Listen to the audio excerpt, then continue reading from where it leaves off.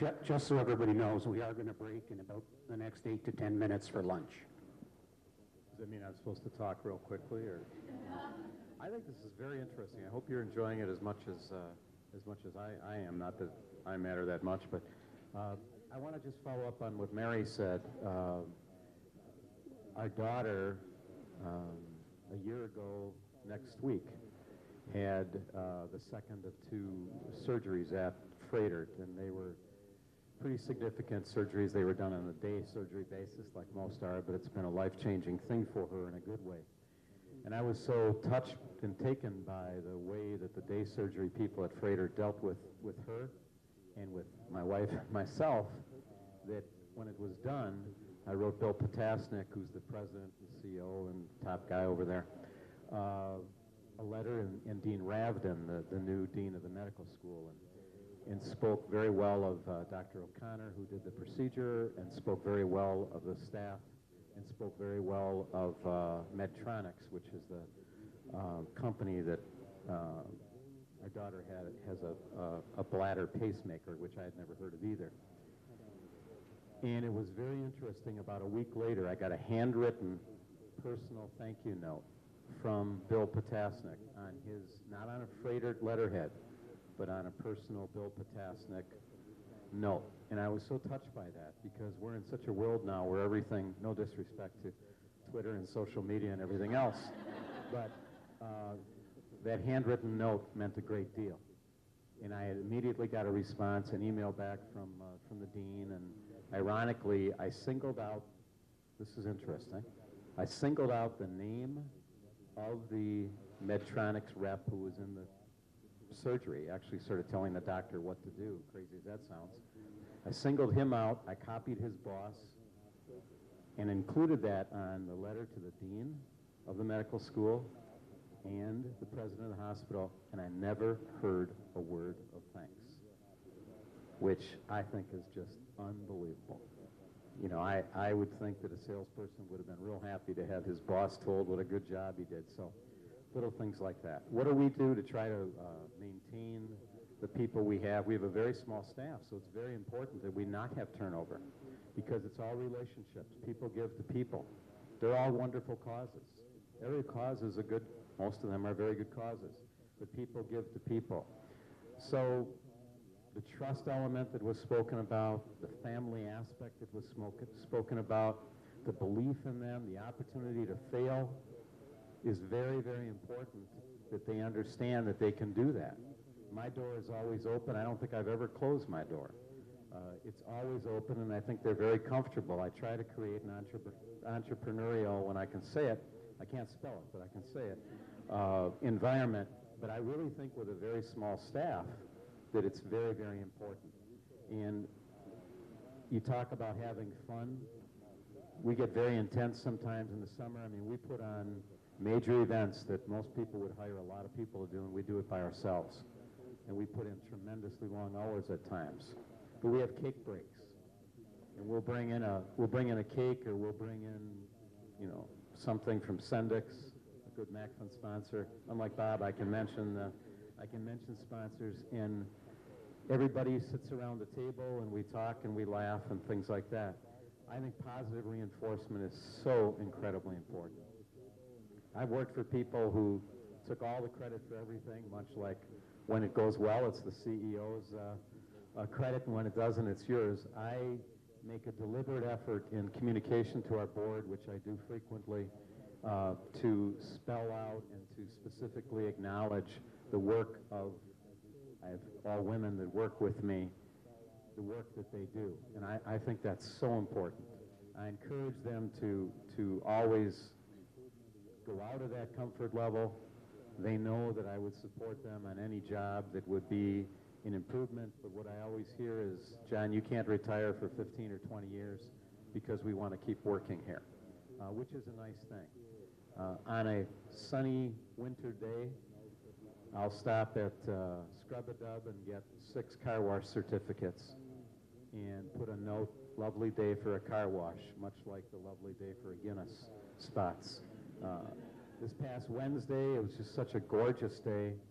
At 2:30 or 3 o'clock, I said, just go home, go for a walk, just enjoy yourself. And with the last 2 days, I look pretty darn good. I actually said that yesterday. Yesterday, I went down to the Bucks office with donuts in hand to thank them for what they had done for us, because donuts are amazing, what they do. A 69-cent donut can make a big difference. And while I was at the bakery, I saw these really neat cookies, really, really neat. And I thought, I'll get one for everybody on the staff. And so I walked in and I said, well, you know, happy Sweetest Day. And I was waiting for one person to say, well, Sweetest Day was last week, because I was going to say, so was Boss's Day, and you forgot that as well.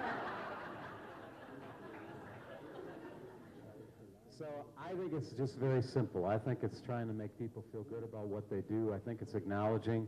I think it's allowing them to make mistakes, but I think it's encouraging when they do make a mistake.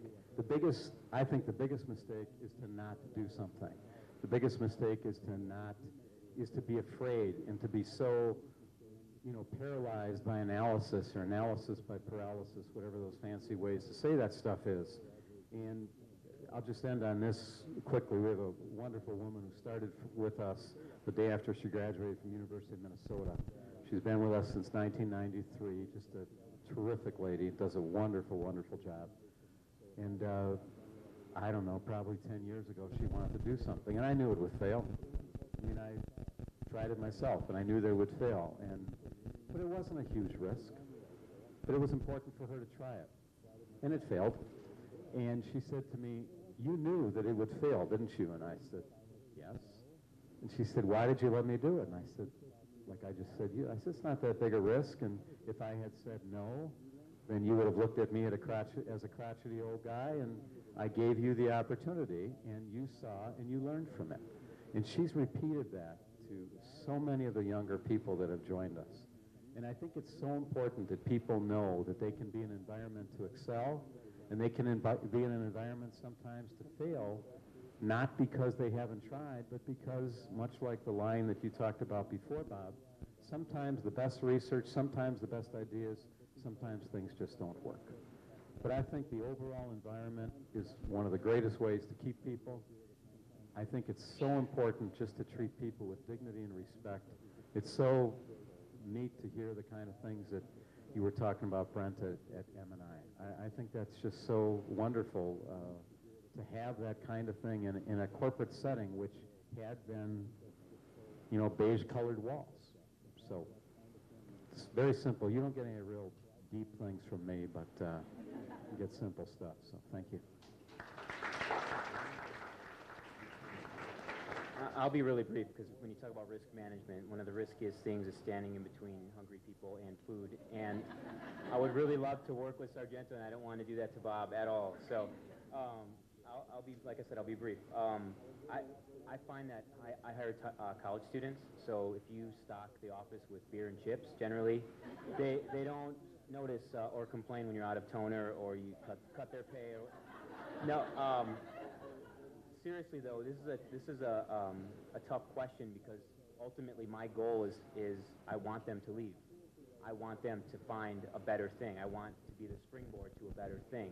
But while they're there, I have to make it really great, because I have to convince them to put Sprinkler on their resume instead of a well-known agency like BVK.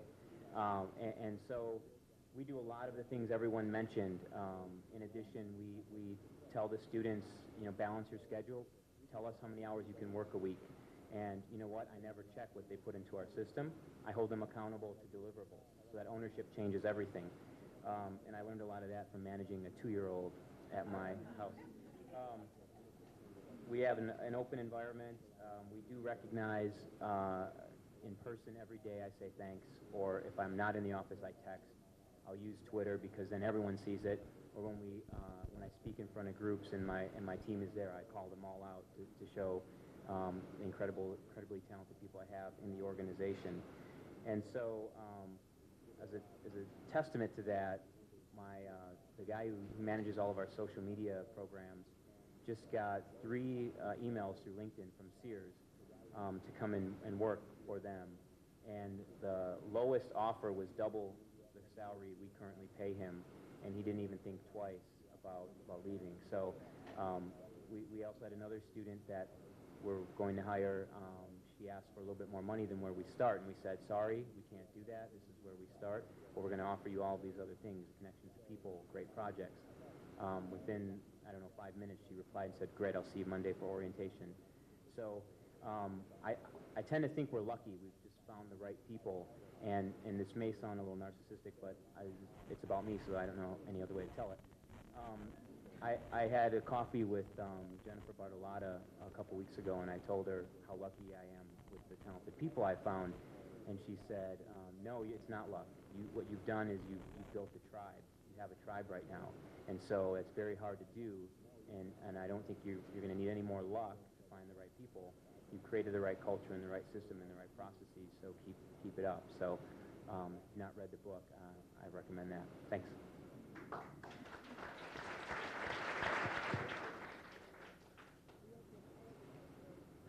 So I am the one before lunch, so I will be really quick.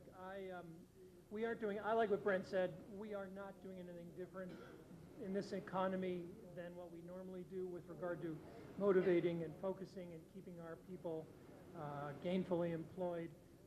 We try to build trust. I like what all of my colleagues have said. We try to share information openly through the organization. Of course, we can't tell everybody everything, but we try to tell them as much as we can. I will give you one tangible indication, though, of how we operate and how we motivate our employees. We have profit sharing. We have 1,200 employees. Every single employee proportionately has a stake in our profits. We do profit sharing through the whole company. And that scale, the sliding scale of what you get in terms of your share of that profit versus how the company is doing, starts at the top in terms of being the most severe. So when things start going bad, the CEO and me lose our bonus first before other people do, or proportionally. The scale works from the top down, and we've put a lot of value in that. And last year we had a tough year, and my boss and me and my staff got no bonus whatsoever, whereas down in the operating levels of our company, we were still able to pay something. So I think that speaks very loudly. I will also say, too, though, that I want to set the record straight, because Jim's going to probably show this to my boss. That was a joke about the strategy going well, it's his, and going badly, it's mine. It's always all of ours. I hope you have a good lunch.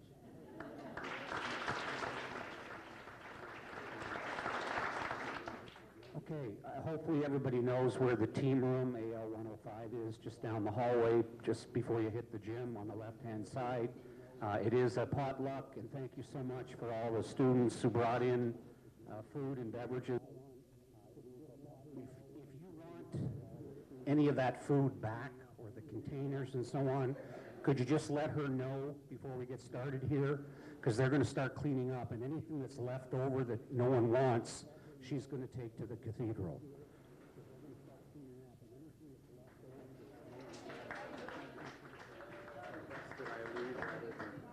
Okay. Did you stay for one or two questions?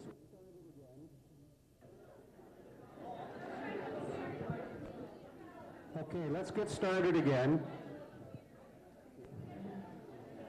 This is the portion of the program where you get to ask questions directly to the panelists. And because John Kerry has to leave here in about 10 minutes to go to his wedding, not his wedding, the wedding.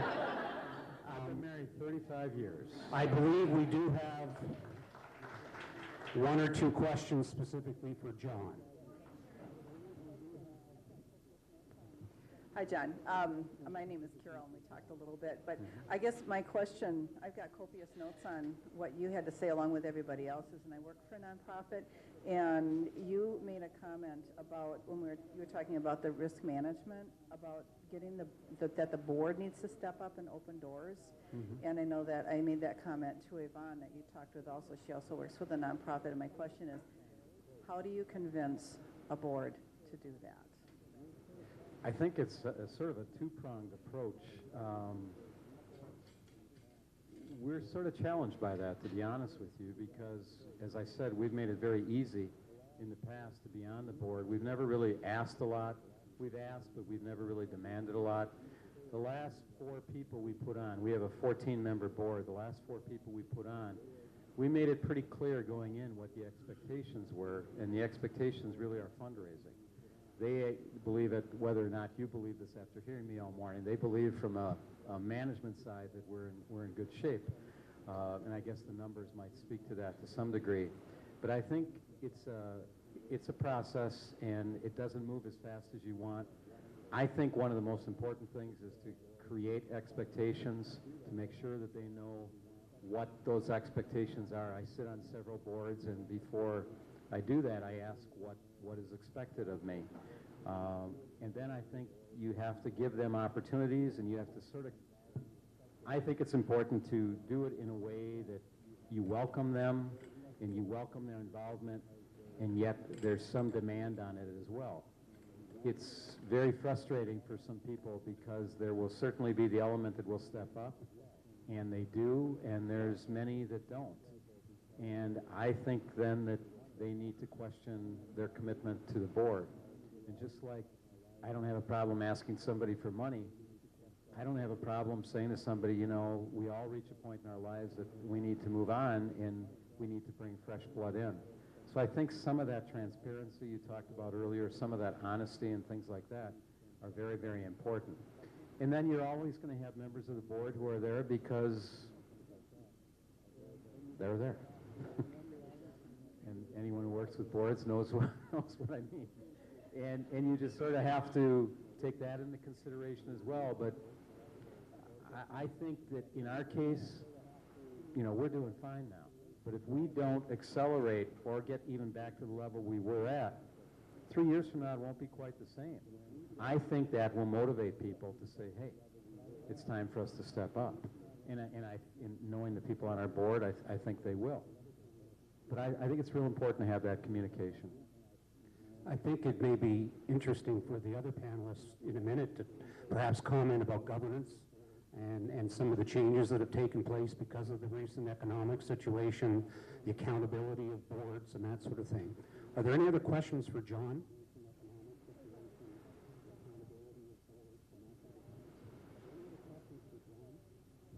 Hi, John. My name is Barka, and like I said, I also work for nonprofit, and Carol and I have similar problems. And my question is, when you have this expectation to fulfill, and you have made promises, and you want to fulfill and find out new sources of revenue, and when you are constantly growing and committing to new donations, how are you looking for new sources of revenue? Do you have a staff, or like how do you think about, like, do you just brainstorm, or how do you be more creative? Yeah, actually that's to a large degree that's what you do. If this was any great science, they wouldn't have me doing it. What it really comes down to, I think, is hard work. For example, there was a story in the paper about a dear friend of ours who just sold Erin Hills Golf Course. It was his dream to bring the U.S. Open to Milwaukee, or to this area. Bob Lang, marvelous guy, built up Lang Company, built up Delafield. There was a story, and it acknowledged a person in that story whose name I recognized as a major player. A member of our staff was with one of our board members doing exactly what we were just talking about on Thursday afternoon. He said he was going to talk to a person. He only gave the first name. I said to her, I wonder if that's the person who was referenced in this story. We checked, it was. That adds significant importance to that call that our board member will make. He needs to know, and he's a golfer, so he may be aware of this, but he needs to know what information we found out. Becky immediately contacted him. He responds back, acts like it was, you know, he knew all that and it's his idea, which is another thing. There's always an ego involved with all of these things. But it's just hard work. It's not being afraid to ask. Go to the Milwaukee Brewers Stadium, Miller Park, and ask yourself, why is Gale Company, why do they have a sponsored room? And what is Metavante? And why is Metavante at Miller Park? Who would ever think of those two companies as sponsors in a Major League Baseball thing? Well, I'm not sure what Metavante will do now that they've been sold, but I was told by some pretty high-level people there, they used it as a recruiting tool for talent, like we were just talking about, like you were just talking about, Steve. And as far as Gale, I don't know how they did it, but the Brewers have done a very good job of going after what I would call non-traditional advertisers, just sort of beating the bushes. And that's what we have to do. It's no different. I don't think there's any easy ways to do it, but I don't think there's any reason to say no. I think there's every reason to just try. I mean, what's the worst thing they can say? They just say no. And they respect you for having the passion that you have for what you do. You talk about all the presentations that you go out there and make. If they all came in, you wouldn't be able to accommodate all of them. But until you go out and ask, you don't know. And I think sometimes we get sort of paralyzed in that fear. I thought it was just wonderful what you said before about being afraid and being afraid to fail. We all do that.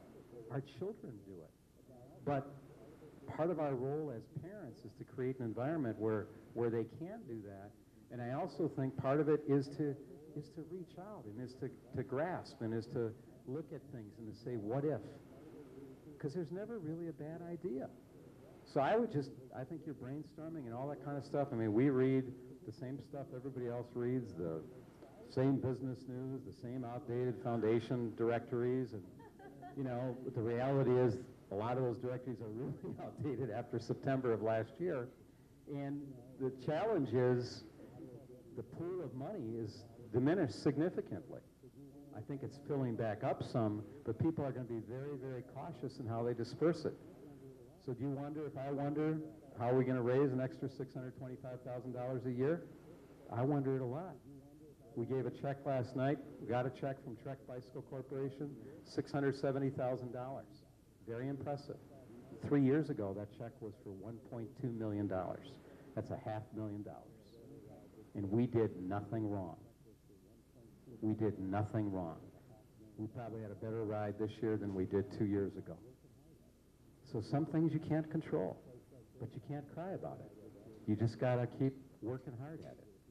And in a place like this, Bob had the audacity to talk about God.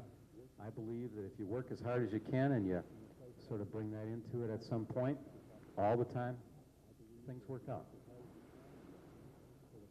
Never a short answer, sorry.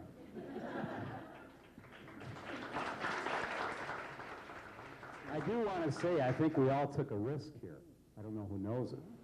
There was a sign, no food or beverages in this room. So you think we should drive 62. We all ate in here, so, you know. I don't know if anybody else has a question. Can you hear me? Sure. Right now, obviously, a lot of corporations and individuals are looking for tax benefits and given the financial condition. As a nonprofit, how are you leveraging the financial services industry or financial advisors to help share your mission and specifically emphasize the benefits that corporations could get by giving some charitable gifting to your organizations or through some initiatives individually? We were going to talk to you on Monday to see if you wanted to come to some meetings with us. So, actually, we've developed a series of programs. We actually talked to a firm last month. We just set up another one with a major law firm. We do it with our banking associates. We basically try to get in front of people who are in that industry and have them be aware of those opportunities and also have them be aware of the MAC Fund. Because we don't bring anything that any other organization does. What we bring, though, is a story and some passion and a commitment and success. I mean, we've contributed $35 million and been part of helping a cure rate go to 20 to 80%. I was on WTMJ radio yesterday morning, and they asked me to summarize what I said, and I said, the overall cure rate's gone from 20% to 80%. And everybody goes, well, that's nice. I said, you got 2 school buses, 50 kids on each bus. When those 2 buses end up at school, 1976, 20 kids got off the bus. Now 80 kids get off the bus. And that means that 20 don't. And it's that last 20% that's going to be the hardest, just like the last 10% is going to be the hardest. But our job is to communicate that so that when people are sitting in front of their advisor, and if the advisor says, do you have any charitable interest? And they go, well, I don't know. You go, I just had a presentation from the MAC Fund. They really do good things. And they do it locally. You can put your hands on it.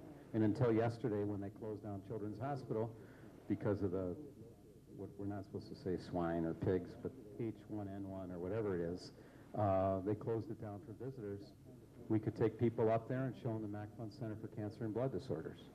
So it's that kind of thing. It all comes down to communication, I think, to sharing, what we do. The social media stuff has been really nice for us. I don't understand any of it. I got Twittered or something. I was at a luncheon, and Susan Kim from Channel 4 took a picture of Vince Vitrano, the only guy in Milwaukee smaller than me. And I guess we're on her Twitter page, whatever that means. But no disrespect to what you do. But if it brings in money, fine, We were both fully dressed in suits, so, everything's fine. Thank you very much, John. Thank you so much. I hope you have a great career. I'm sorry to have to leave, but I mentioned I've been married 35 years. I'd like to make it another night. So, thank you. Thank you, John. Perhaps other members of the board might like to comment about governance issues. It's up to you. Speak into the mic closely, please. Okay, actually, if I could, I'd love to dovetail, if I could, off of John's comments real quick. One of the exercises I've recently done, and I want to share it with you because I think it's very important, is oftentimes we avoid tough conversations. And this is not just for nonprofit, it's for all profit, all businesses. And tough conversations are the ones that you know you should be having, but you just keep putting off for whatever reason. And they pile up on every single one of us. And so I stumbled across an exercise, and I wanted to share it with you. I made a list of every single conversation I was avoiding and who I was avoiding it with. And I spent an evening doing this, and I really invite all of you to see if you can give it a whirl. It's very eye-opening. I started off with my mother, and some issues around childproofing in the kitchen. And worked my way all the way down to a dear friend that I had lost touch with. And I'd sent her a series of emails and hadn't heard back over the course of 3 years and was just heartbroken. And I needed to make a phone call and say, why aren't you my friend anymore? And I wrote all these down. And the next morning, I went into work, and there was an email from that friend I hadn't heard from in 3 years. And it was like the universe had just given me a gimme. This first tough conversation is on us. And it was basically, she had lost my email address, blah, blah, blah. You can't wait to reconnect. But now I've got 25 more conversations that I need to get through. And my goal is every single day to check one off the list. And by the time I get to Mom, it's going to be Thanksgiving, which will be really great. It'll also be my anniversary. So hopefully I'll have some goodwill mixed in there. But I offer it up because around fundraising, that's not just limited to nonprofits. I'm in the midst of fundraising right now, and it's very scary to ask people for money. And it's a very vulnerable place that it puts you. And so those tough conversations, I offer up as it's a universal experience. And what separates us out, I think the people who enjoy some real success and people who don't are their willingness to step forth and sometimes have those really tough conversations. They can make the difference between your business succeeding and failing, or your fund succeeding and failing, or your life succeeding and failing, because there's a lot of regrets, and they haunt you when you don't have those tough conversations.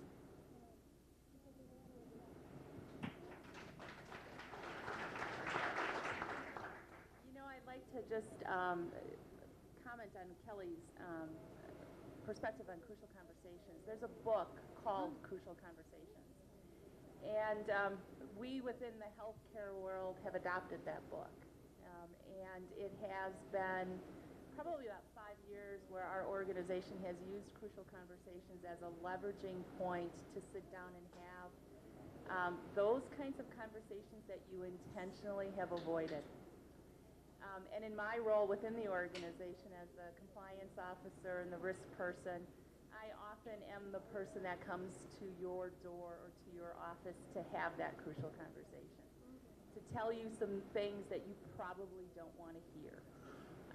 I've been in the position to have to share information with our board members of conversations and information that are very delicate to handle in a way that you can bring them along. So as a tool, I can't speak highly enough for this book because it will help you step through very candidly and very scriptedly how you will sit down and have that conversation, be it with your mother, your boyfriend, your husband, or your business partner. It has been a great tool to be able to sit down and kind of help you think through that, what could be a terrifying conversation. Those conversations, that's why we avoid them.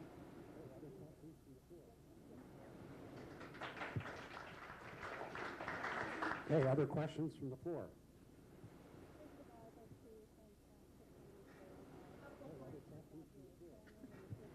First of all, I'd like to thank Brent for coming today. I know you've got your family and the kids are out and about doing stuff, so thank you. Appreciate it.